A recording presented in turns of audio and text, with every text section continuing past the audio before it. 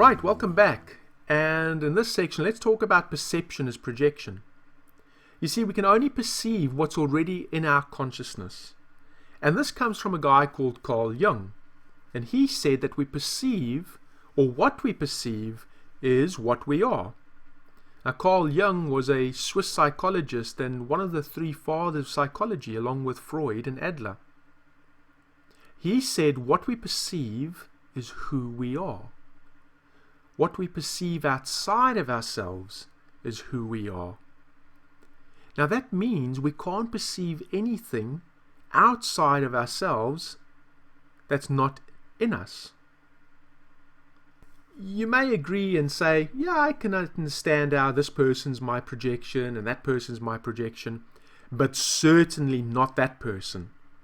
Yeah, what Carl Jung would say is, the person with whom you have the most negative emotion is clearly a projection of you. Only that it's so unconscious that you're not conscious of it.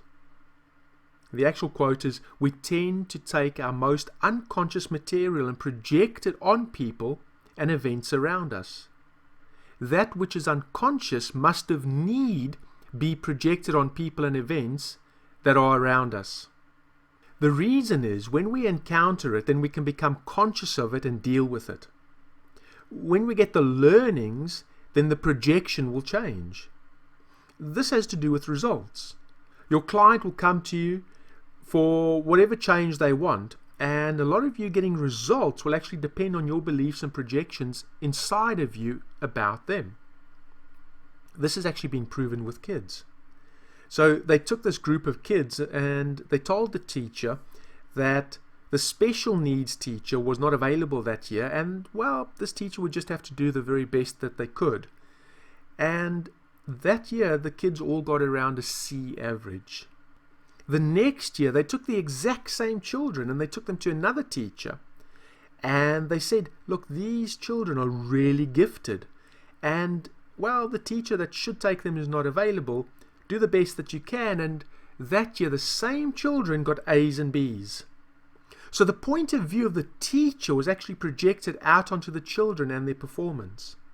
Now this is also true about your own children if you've got any, and it's also true about you. Your unconscious mind will perform to the extent that you believe it will perform, and to the extent that you believe it won't perform. We tend to perceive people and events around us based on our preconceived filters.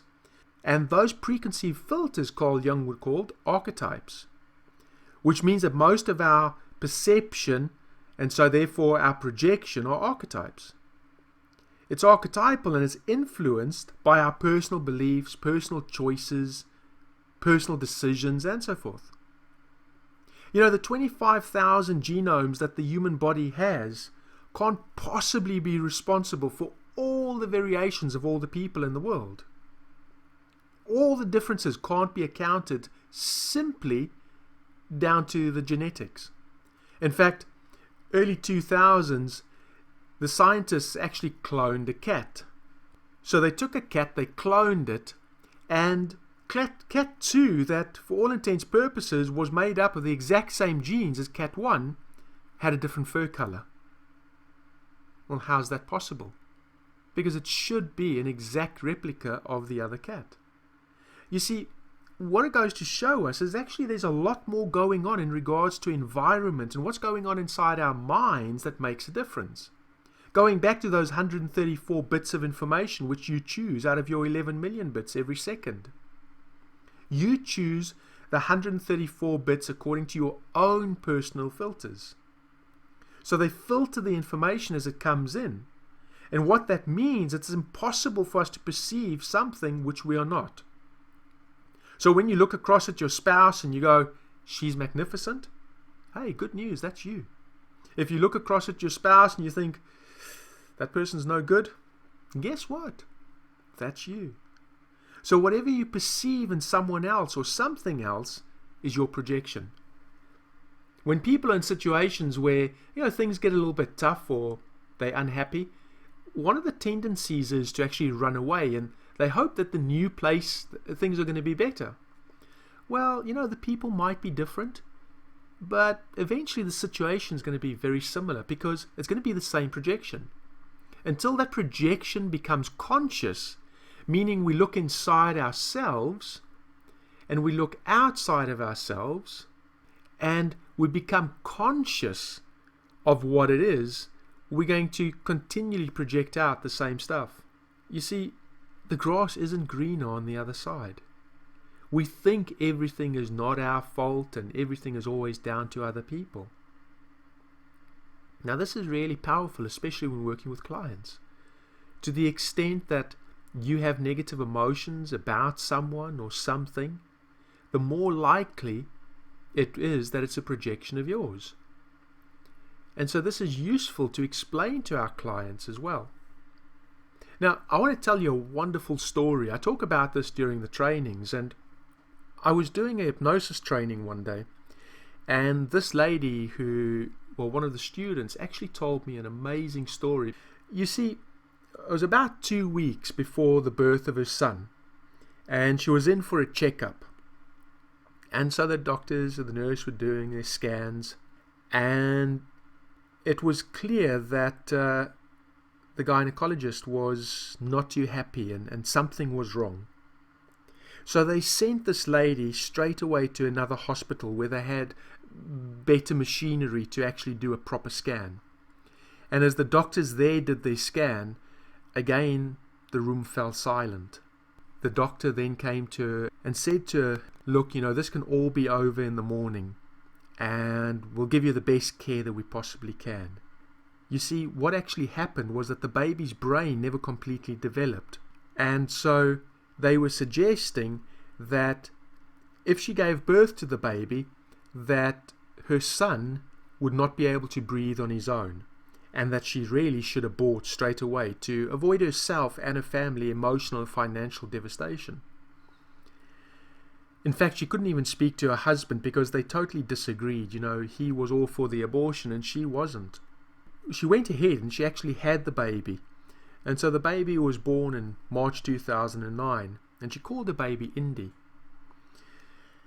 And so as Indy was born, he was immediately rushed to intensive care, where he was put on machines and given all sorts of medication. And all she wanted to do was to be able to hold and breastfeed her child. But the doctors wouldn't let her have the child. You see, he was born without a cerebellum, meaning that he had no motor functions and as a result shouldn't be able to breathe. The Red Cross got involved. There was a number of neurosurgeons and even some doctors from Chicago that got involved. And she felt like communication had pretty much just stopped between her and the rest of the world. All she wanted was to take her son home. Even her family thought, she desperately needed help. Well, she managed to get herself and her baby out of hospital. And she said the first thing that she did is she threw away all the medication that they'd given her. And she said all she wanted to do was take it hour by hour, day by day, and spend time with her son. She even moved to a different part of town.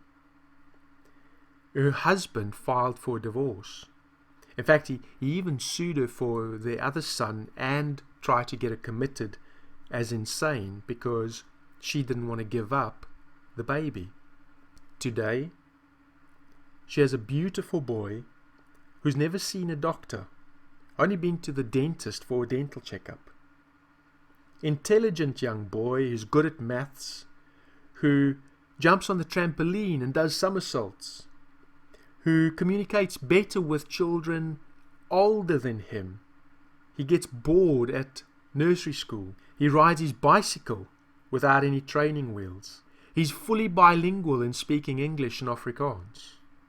Now, how is it that this child, born without a cerebellum, who should, for all intents and purposes, not be able to walk and talk and breathe by himself, lives what appears to be a normal, happy life?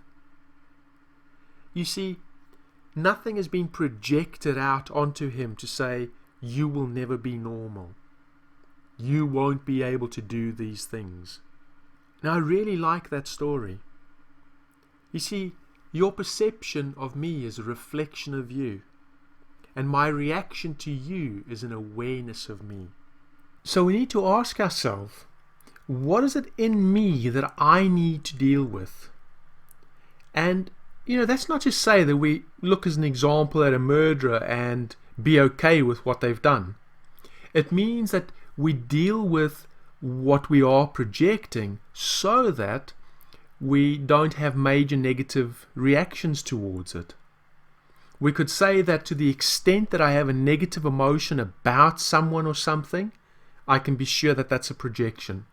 And to the extent that I have a positive emotion, or to the extent that I have no negative emotions to that person or that thing, then I can be sure that I have incorporated that learning inside of me. Because everything is a projection. We'll talk more about perceptions projection at the live training. And so that's the end of this section. In the next section, let's talk about neurotransmitters.